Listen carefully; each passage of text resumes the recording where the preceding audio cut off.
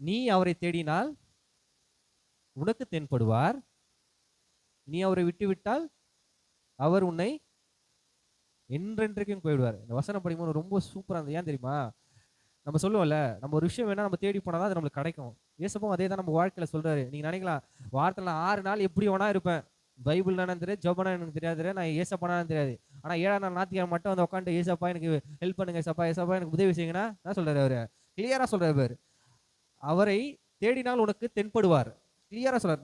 அவரை தேடினால் உனக்கு தென்படுவார், நீ அவரை விட்டு விட்டால் அவர் உன்னை என்றென்றைக்கும். அவர் ஃபர்ஸ்ட் நீ அவர் தேடினால் உனக்கு தென்படுவார், நீ அவரை விட்டு விட்டால் விட்டுற மாட்டலாம் சொல்ல. அவரு தான் சொல்ல பாரு, என்றென்று கைவிடுவார் தான் சொல்றாரு. அப்போ இந்த ஒரு நாள் இந்த வாலிபர் கூட்டம் இந்த 1/2 மணி நேரம் 1 மணி நேரம் வந்து உட்கார இடத்துல மட்டும் நம்ம வந்து ஏசப்பா ஏசப்பா ஏசப்பானா வர மாட்டாரு. உங்களுக்கு எல்லாருக்கும் அதான் கிளியரா சொல்றேன். இந்த 1/2 hour 1 hour மட்டும் வந்து ஏசப்பா எனக்கு வாங்க, ஏசப்பா ஹெல்ப் பண்ணுங்க, ஏசப்பா எக்ஸாம் இருக்கு, ஏசப்பா பாஸ் பண்ண, ஏசப்பா நான் எனக்கு தேவைகள் இருக்கு, ஏசப்பா எனக்கு சந்திங்கன்னா கண்டிப்பா செய்ய மாட்டாரு. கிளியர் கட்டா தான் சொல்றாரு.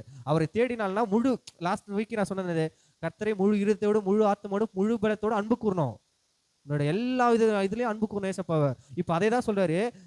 தாவீது சாலமோனுக்கு கிளியரா சொல்றேன், குமாரனாகிய சாலமோன், நீ உன் பிதாவின் தேவனை அறிந்து அவரை உன் உத்தம இருதயத்தோடு உற்சாகமான தேடு சேவி ஃபர்ஸ்ட் ஏசப்பா நம்ம வந்து தேடணும். தேடனா நம்ம பர்சனல் வேலை எவ்வளவு காரியங்கள் இருந்தாலும், பர்சனல் வேலை நம்மளுக்கு என்ன வேலை இருந்தாலும், பிஸியா எங்க ஃப்ரெண்ட்ஸ் சுத்துறதா இருந்தாலும், என்ன வேணா இருக்கலாம். ஆனா அந்த நாள் முடியறதுக்குள்ள தேவனை நீ தேடணும். அந்த நாள் முடியறதுக்குள்ள அட்லீஸ்ட் ஏசப்பா பாதல உட்காரணும், ஜெபம் பண்ணணும், பைபிள் படிக்கணும். முதல்ல நீங்க பண்ண வேண்டிய முதல் விஷயமே பைபிளை திறந்து தியானிக்கணும். ஏசப்பா எப்படி பேசுவார் நம்ம கிட்ட? நீங்க நினைக்க நான் வாலிப காலத்துல நான் ஜாலியா இருந்துப்பேன், அப்புறம் நான் ஏசப்பாவை பாத்துக்கலாம், அப்படி மட்டும் நினைக்காதீங்க. ஏன்னா வாலிப காலத்தில் நீ எவ்வளவுக்கு ஏசப்பாவை நேசித்து எவ்வளவுக்கு ஒரு சித்தத்தின்படி நடக்கிறியோ, நீ எங்க வயசுக்கு வரும்போது நீங்க ஆசீர்வாதமா இருப்பீங்க. அது பொய்யே கிடையாது. தேவன் அது மாதிரி எத்தனையோ பேர் உயர்த்திருக்காரு இதுல. அது எக்ஸாம்பிள் தாவீதை தான் எப்பவுமே சொல்லுவேன்.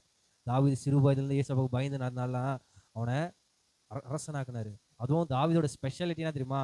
அவன் வாழ்க்கையில ஒரு போர்ல கூட அவன் தோத்தது கிடையாது.